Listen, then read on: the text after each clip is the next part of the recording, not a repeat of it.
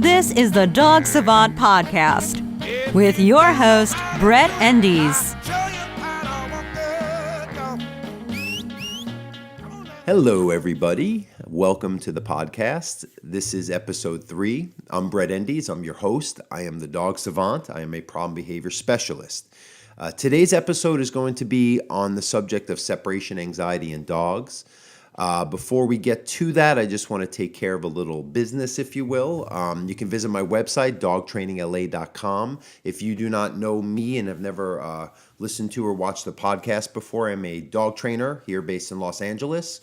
25 years I've been doing this.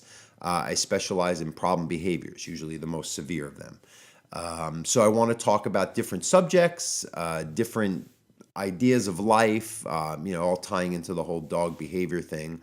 But stay tuned. We're just getting going. This is only episode 3, so I want to just we'll evolve as we go. Bear with me. I'm getting my bearings here. So as I get more into this, I think you're going to get more interesting content. We'll have some guests here and there. So stay tuned. And with that said, rate, review, subscribe. The only way this podcast is going to get found to keep this going is through you guys. So, show your support. And also, anytime you guys have a dog training question, I love it. Send me an email, post it on my social media, send me a video of your dog and what you're struggling with. I'd love to address these things on future podcast episodes as well. Okay, separation anxiety.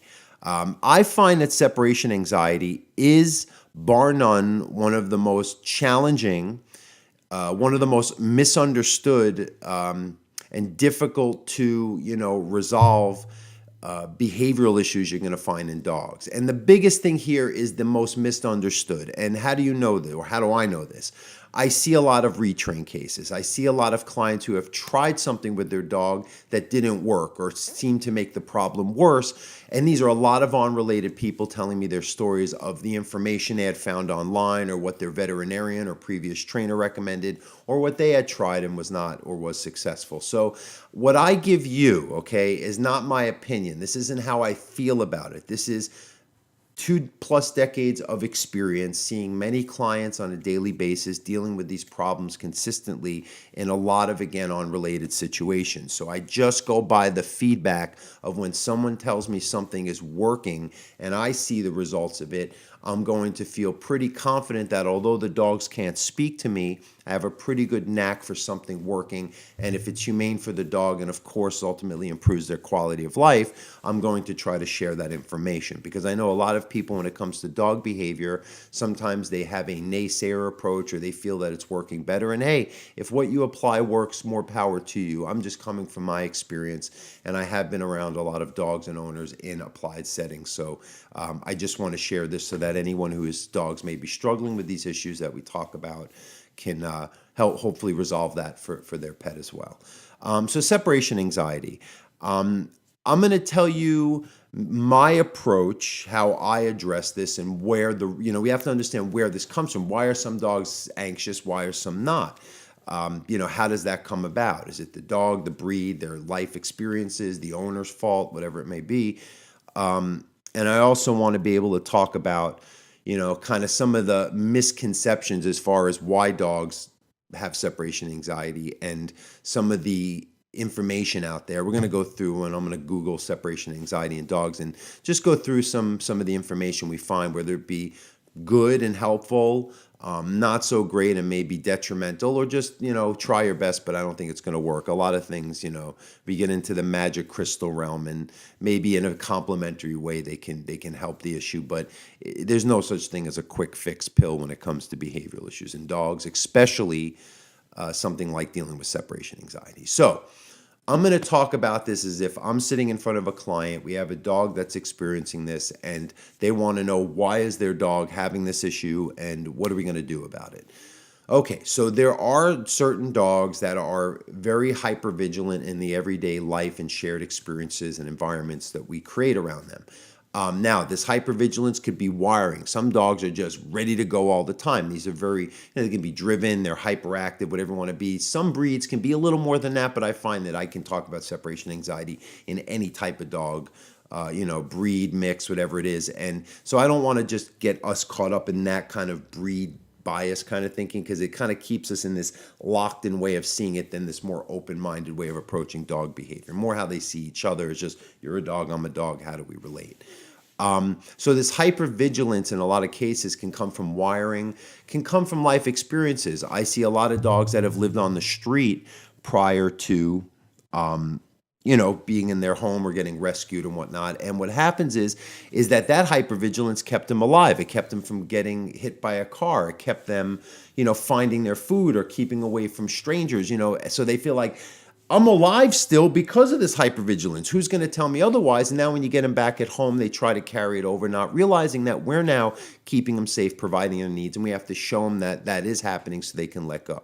Another way is just because, a dog got away with it. Some dogs, maybe the owners were encouraging certain ways of operating that I'm going to talk about next, that in our everyday relationship, our coming and goings and transitions around the house can contribute to the problem behaviors as well, like separation anxiety. Others as well. You'll see there's a big theme about that. When I talk about how dogs end up with all these type of issues, and a lot of them is with separation anxiety, it's that hypervigilance around the house. They're too ready to go. I would say they're always waiting for the next shoe to fall. So you get these dogs that, everything's fine. You're hanging out watching TV. You get up off the couch and they're like right on it. And it's like they're clinging to you like a satellite. And it's like they feel that constantly keeping track of what we do, because quite frankly, we're living our lives. We're not watching every move our dogs make and giving them direction. And sometimes they feel that we're distracted because we're just doing our everyday chores and routines. And to them, that's not like staying in the moment the way dogs want to kind of keep things present. And what happens is they start becoming unable to stay in the moment, right? So they start over anticipating that what's next kind of thinking. And then they feel like, okay, if I just know that person gets up and does this, and they start creating this in their mind, like they're following our patterns too strongly because we have our routines, and it drives them nuts. We don't see that nuts. We just see, our dog's so excited and enthusiastic to be around us. But then here's the carryover. Once we leave, those ducks are not in a row. They cannot keep track of our activity. They can't get this feeling that by monitoring and moving and getting this autonomic nervous system response when people come and go and, and move around the house transition-wise, it's like, how do I deal with this? Because acting in this hyper-excited state, I wake up another day and I end up with my food and my shelter and the people around me are protected, and this undertone of that anxiety, they can't get their heads around why they can't exist in this always anticipating the next move because you're out somewhere else. And then when you come back, it's like, that anxiety got that to all happen. So there's that kind of cause effect, but there's also that relational end of it that, although we don't see the issue when we're living with our dog real time, it directly results in our dog having these anxieties when we're not there. Now, the reason why we are not able to do that is most people misinterpret separation anxiety as a time duration thing, where the dog needs to get used to being alone for longer, or they miss their owner, which is a very human projected interpretation of what's really going on.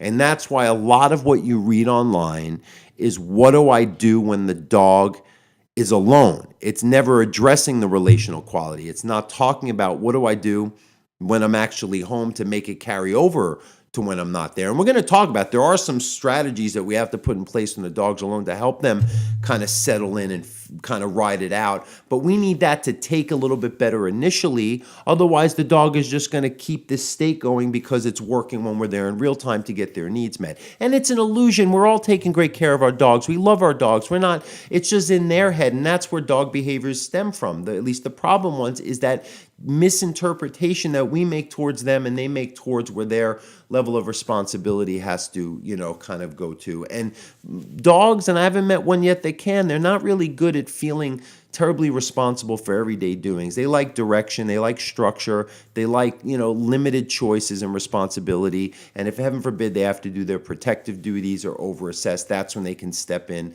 If you're hunting with your dog, you want him to think independently. If your dog's trying to protect you from an intruder, go do your job there. But short of that, which is not very common daily experiences, your dog shouldn't really give a shit whether you're going to the bathroom or not. They should be pretty good at kind of laying around, hanging out, waiting for you to summon the next event instead of jumping and hinging on every move we make. Again, see the carryover. If that's their lifestyle and then they can't manifest that because you're at work, it's very hard for them to figure out why until you come back, and then they're operating that way to get their needs and resources taken care of.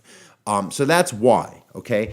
And we're going to talk a lot about, when I look online here, the whys that some people interpret that just limits their ability to see the solution. So let's talk about the solution to the why, because we're not even at the point of what do we do when our dogs are alone. We have to talk about the everyday relational end of it. So we have to create structure. We have to create direction. We have to teach our dogs to fall back and stay in the moment because, quite frankly, we're going to be living our lives around them. So we have to teach them how to kind of go with the flow more. And this is where I like to do a lot of place training, a lot of duration training, which means a dog can hold their mind in a command state for a long duration of time. And that takes practice. It is like building a muscle. It is focus building. It's great for any applied training where your dog can listen and maintain the command until it's completed to task. But you also need them to be able to do that even if you're just going from one room to the next, or when you're greeting or you have guests come, or prior to things like walks or meal times.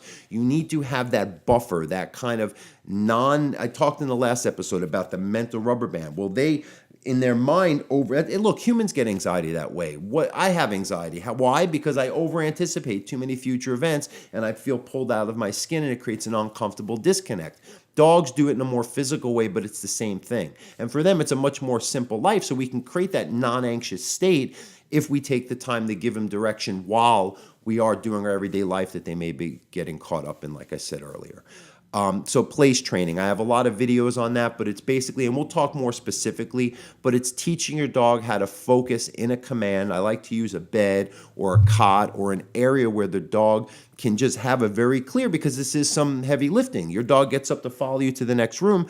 Guess what? You've got to bring them back and show that I am keeping track of things. I need the order. And if you want to come with me, I'm going to give you a command to heal you. So everything is more directed. They're probably going to be getting the same life. All their needs are met, of course, but there's more of this direction, more of them having a job, a structure.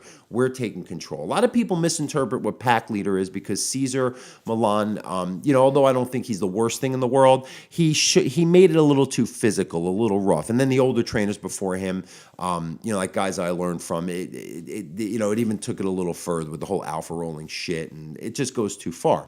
So the pack leader term gets really misinterpreted as something more physically domineering, BDSM kind of mode, really what it is. What's a pack leader? It's a good boss. It's a good mentor. It's a good teacher, a good parent. It's somebody who leads, somebody who knows the dynamics of the relationship or life's experiences better than the other party, and in a non-threatening way, yet very direct and very consistent and persistent, teaches that party better than what they're doing on their own. That's what the definition of parenting is, mentorship, of course, being a leader to your dog, however you want to see it, parent, I don't care how you see it, just do it. That's all that matters.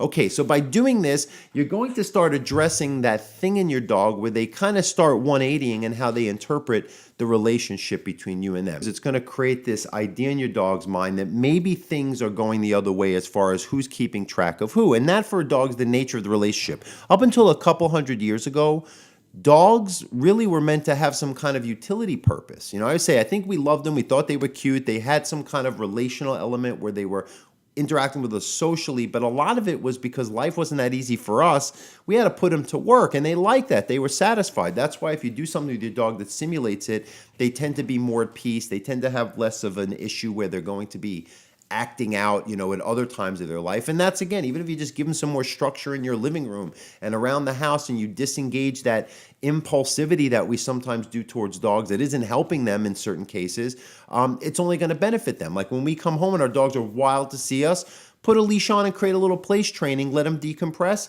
then say hi to them. So they get rewarded for a calmer, more go with the flow state upon transition. And that's a biggie. The coming and goings when you first depart and arrive is probably the most critical transition you're going to create if your dog has a separation anxiety issue. So you really got to do a lot of prep. You have to kind of rewire them to make different patterns and associations as far as they don't link up that within 2 seconds of you grabbing your keys, you're out the door. You might want to have them see a lot of different patterns so they're kind of relying more on you to dictate how it goes instead of, oh, there we go again. I knew it was going to go that way. And then it just spikes them in their anxiety. That's how it works for humans too. So that's a lot of that prep. And I have plenty of videos. I have a web series I created. In my series coming out here on Juke and Media, we're going to do, I'm sure, a lot of place training demos. So you're going to see that. But that is really that structure around the house, certain rules, boundaries, and limitations, as yes, Mr. Milan says, it really is something that's going to create the basis of why your dog is more balanced. And we're talking about any kind of behavioral issue. So let's talk about what we do when our dogs are alone. Okay, so when our dogs are alone, that's important too. But like I said earlier, the information that you're going to see mostly is how to deal with that end of it and not the cause of why the dogs have an issue being alone. So a crate, right? We hear a lot about a crate confinement. First off, a crate should not be seen as punishment. It should not be associated as your dog only goes in it when they're alone. It's not going to help. And if your dog is too used to zipping around the house independently, reacting to every move you make, a crate is never going to take because they're too used to moving, again, independently instead of feeling more at peace of being directed of where to be and how to think at certain times where it's better for them. And that's what place training helps with. So a dog that learns place is going to learn how to acclimate to the crate better. That's the instinct, that's the relational way they're going to accept it. Then the conditioning way is getting them used to the crate, putting them in there with treats, of course, feeding them in the crate, and letting them see it as just an everyday thing. I tell clients, just put the crate in your living room and watch TV for an hour and let them hang out with you, and then start walking away and leaving and separating. But let them just see, teamed up with that structure with the place training, how that it's really not the worst thing to be in a confined space. And why do we use a crate when they're alone? Dogs, again, don't do well with too many choices they don't understand. So once a dog does learn to acclimate to and accept the crate, their mind actually shifts. That's why a lot of people, and you may be recognizing in your dog, when they're in the crate or they're in a small little tucked away space, they're more relaxed, they're more sensory deprived. And that's what the crate's supposed to do when they're alone. Why? Because we have to have some kind of starting point to get them to accept the situation while we're working on the cause of why the anxiety happens in the first place. Eventually, your house should become like a giant crate to them, but we have to kind of slowly segue. The other tip I give, and this is something a lot of trainers won't tell you, and I discovered this in my work a couple years ago. The location of the crate when they're alone is very important. You need to have them out of the main area of the house, especially if it's facing a door, even a window, because to them, they have a where there's a will, there's a way thinking. So if they see the door, even if they're in the crate, it's that mental rubber band again. They're just projecting like, if I just fix it, and they can't just relax. So a lot of times if the crate is in a off the beaten path, kind of a back bedroom, more quiet, again, sensory deprived. The music you can play, you can give them something to chew on in there is fine. But really the context of the crate and where it's located, especially when you first start, doing these departures, it's really important for a dog to learn to accept it. Because really what we're trying to do is get a dog to remain conscious, whether it be around the house when you're home or when they're alone on their own. And they learn that by not overreacting, by not letting the anxiety spike, they're like, I'm alive still. And then they see it with their own eyes, and then that starts taking a life of its own. But again, we have to work on everything in a complementary way. We have to make sure the dog's getting the right nutrition, the right exercise. There's so many facets to this, and we have to be really thorough because this is a dog that's treating everyday life like it's going to be the end of theirs. And we know that's not. But if we try to console them, we try to tell them it's okay, we try to give in, or we never leave or let them learn how to grow, they're never going to learn how to grow. Okay, so that's important. Jordan, did I cover all the topics for separation anxiety? Is there anything that any dog owner should know other than what I told them? Pretty concise. Okay, so I'm concise, listen to that. Okay, so let's go online and let's see what other dog professional trainers. So, I had it already queued up here. Okay, let's go to ASPCA because they're a big one. They're the first thing that comes up when you type up separation anxiety. Common, so I'm not going to say anything. I have no preconceived notions, and I just want to read. Okay, I'm going to read this to you guys. I'll kind of, skip just for the sake of not boring you. But, okay, so one of the most common complaints of pet parents, right there, they start using these buzzwords like pet parents, fur babies, things that are going to invoke emotion instead of rational thought, which is, it's like a math problem. This is this, this is this. We need this as the outcome instead of, I feel a certain way about 2 + 2. You're blinded. You're not going to be thinking pragmatically, and animals need that from us. They're the ones getting overly emotional when there's not a need to. We have to be sure-footed in when dealing with this. Okay. So they talk about the destructive when left alone. Dogs might urinate, defecate, bark, howl, chew, dig, try to escape, of course. All these problems often indicate that the dog needs to be taught polite house manners. They can also be symptoms of distress. Again, invoking emotion and putting it on like, don't blame the dog. We're not blaming the dog, but we also have to be realistic, and there is an issue. Okay, we can't say, oh, this poor dog. That's safe space thinking, and that doesn't work for children. It doesn't work for dogs. Okay, I'm very anti-safe space. And then it talks about coming to distress baby, drooling, anxiety, parents, and more parent stuff. Dog isn't house trained, and toys chew, blah, blah, blah. And they talk about just how escape attempts by dogs with separation anxiety are often extreme and can result in self-injury, household destruction, especially around exit points like windows and doors. Yes, and that's the same reason why you don't want the crate in the main room, because if they can't physically get to the door, which is where they're just projected on the other side, and they're work. That's why I've seen dogs chew door handles, dig through, like scratch and chew through actual walls and the insulation to get to the outside, crash through windows because they're so projected they don't even see. They're just one-track minded to get closer to where they think the owner went to catch up with keeping order of things. So it gets pretty extreme. It's, kind of case by case, but I've seen some pretty nasty ones. So they go through all your different symptoms: urinating, defecating, barking, howling, chewing, digging, destruction, escaping, pacing, coprophagy, just eating shit. Why do dogs develop separation anxiety? Okay, there is no conclusive evidence showing exactly why dogs develop separation anxiety. See, that's the thing. They don't always develop it. Sometimes it's a wiring. Just certain dogs have more of that potential, and we have to be realistic of that's how our dogs are. I have a child with autism. When they told me she had autism, I didn't deny that, or I didn't want it. It's just, okay, what do we do? How do we adjust, or what do we have to do to make her thrive? And it has to be, again, that pragmatic, that more rational versus emotional in dealing with things like this. Why? Because something else or someone else is relying on you to not get caught up in it, to be the guide, the helper, the mentor, the leader. So it says far more dogs who have been adopted from shelters have this behavior problem than those kept by a single family since puppyhood. I think it's just because they had the problem and they ended up in those shelters because of it.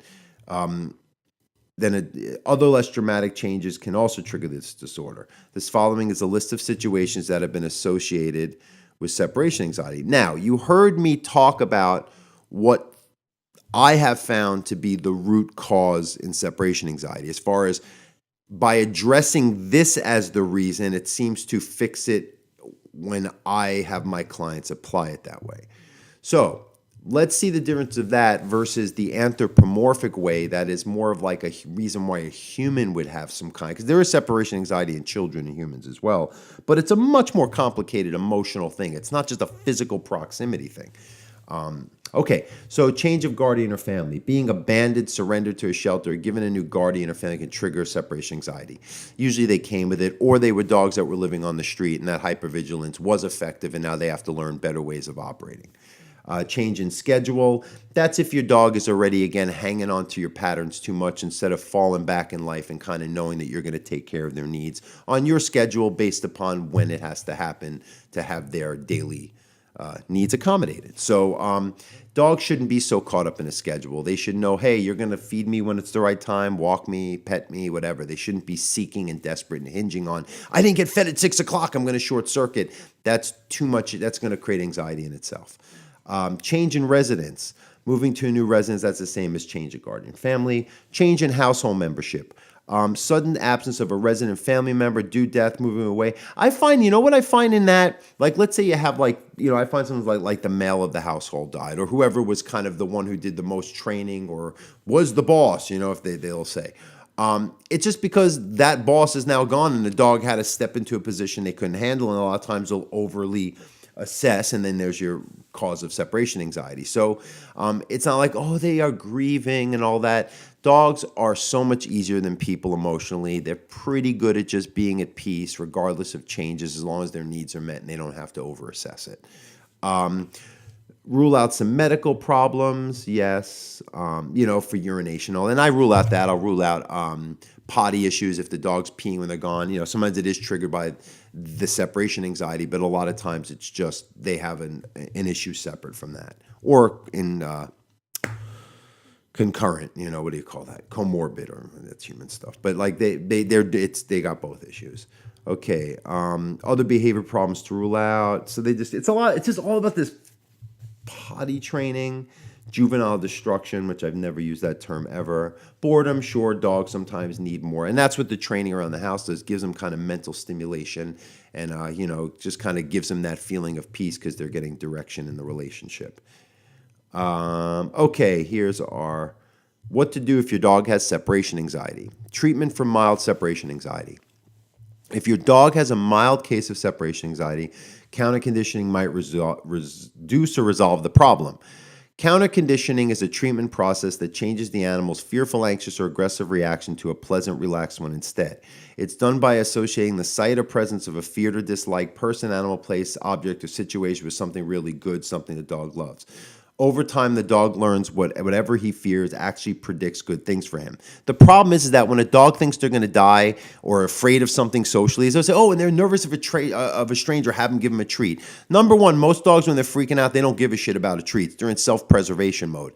Second of all, your dog is nervous and you give them a treat, you're rewarding and conditioning them to be nervous. You need to bring them up to a better, more neutralized and content state. Then you can give them the rewards, and that can come with communication, not taking all this Kong. And here's where you lose me.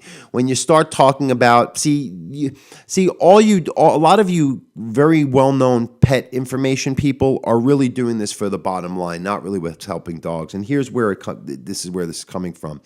You start talking about how you do the association. I'm not even going to read because it's all horse shit. You can read it yourself. Give your dog a Kong with the trademark symbol, and then you start putting Kong in all caps, and it is just a fucking advertisement for Kong, right? That's all it is. And to be honest, a dog is happier with a raw bone than a Kong. It's just a piece of rubber. You put shit in it. Yeah, they're good. You can throw them around. I have a Kong ball we use for Bowie because they're very durable. But you're just whatever. Okay, so it's an advertisement for Kong. See what happens? This is more treatment for. Let's go to the severe separation anxiety. It's all about desensitization and counter conditioning.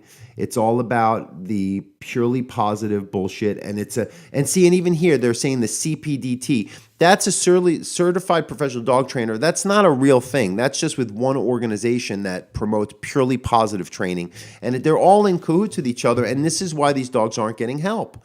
Okay. So it's all these things where it's I'll give you one example because I don't want you, it's, Brett, you're just kind of like unraveled here and you're not giving us what you said you would. Okay, so one treatment approach to this pre-departure anxiety is to teach a dog that when you pick up your keys or put on your coat, it doesn't always mean that you're leaving. You can do this by exposing your dog to these cues in various orders throughout the time.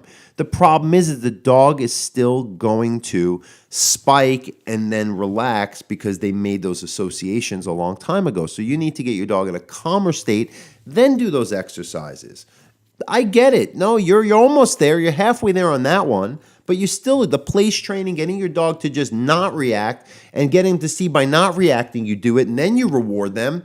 Set the bar higher. These dogs are smart. Get them to a better state of focus, and then you could do that. Okay, so I'll give you credit for that. You get a star for that. Graduated departures, absences. See, and this is more where they're talking about the whole getting your dog used to being alone for longer periods of time. Number one, it's not based on time duration, and to be realistic, owners have to work. They're not going to quit their job for 3 months and every day incrementally build up 5 more minutes of time their dog is alone. It's just not realistic.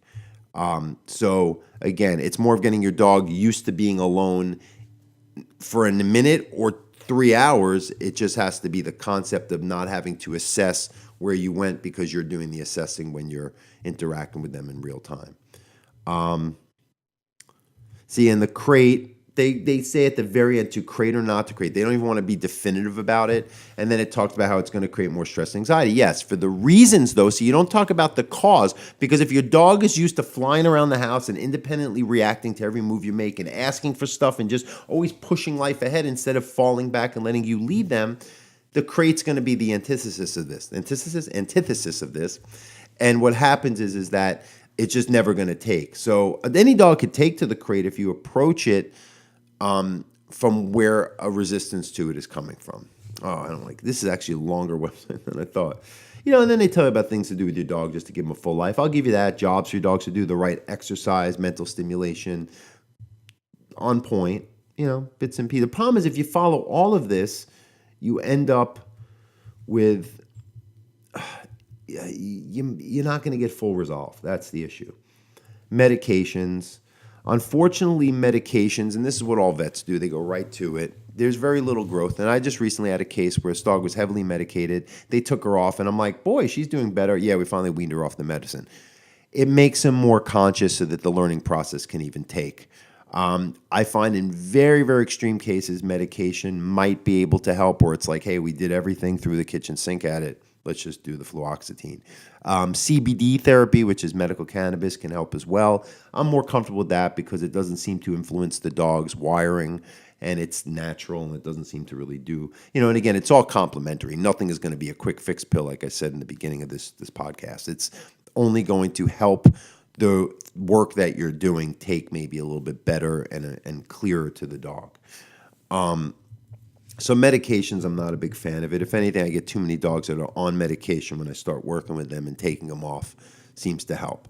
And the last thing is they tell you what not to do. Do not scold or punish your dog. And it's not a result of disobedience or spite. And it's not.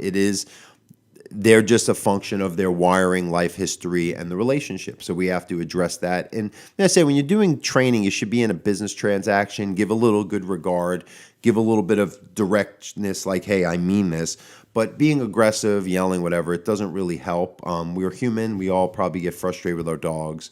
Don't feel guilty if you have. But it's really best to look more into what's causing it, addressing the issue consistently, and then rewarding it when the better potential is met. So you're not relying on rewards, you're not relying on punishment. You're looking at, how can I get my dog to make the right choices on their own, because I'm communicating how to do that. And with that, then they're going to, with their own eyes, like I said before, realize what's going on and stay conscious when they're having a hard time remaining, in state. And then you can reward it as well, because then it's actually giving them that ability to, I don't want to say earn, but kind of like see why they're getting the reward, because you're meeting that potential.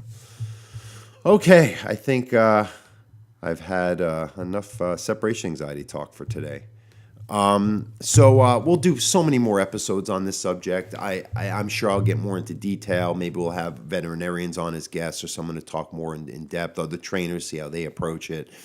So just a final wrap up, I want to give you a little more news. I start shooting the week of August 20th for my show, The Untrainables, for Jukin Media and Facebook. I'm really excited about that. We're going to have 12 initial episodes. They're going to be short, but they're going to focus on different behaviors and dogs and owners. It's going to be really awesome. So excited, finally making that happen. And again, rate, review, subscribe to this. When you subscribe, it helps other people find this. I just want to help other dog owners. I want to share information. You may, like I said earlier, feel this is opinion, but I'm speaking as matter-of-factly as possible based on dealing with these problems for a very long time and hearing the feedback. I go by the feedback of all of these individual dog owners and what their experiences are in the past and what they're doing with me when applying it, and I'm even learning through them. This is not set in stone. If I give you a podcast on separation anxiety a year from now, I'm probably going to have a more evolved understanding of it than I do now. But my understanding is a little bit more complicated than some of just the basic info online. So like you saw, there's some bits and pieces that add value and kind of coincide with the information I'm telling you. And it's not just there's other trainers that get this, but I'm telling you what works for me and my clients, so it might work for you and your dog. Thank you so much for watching. Have a great day. Love your dog.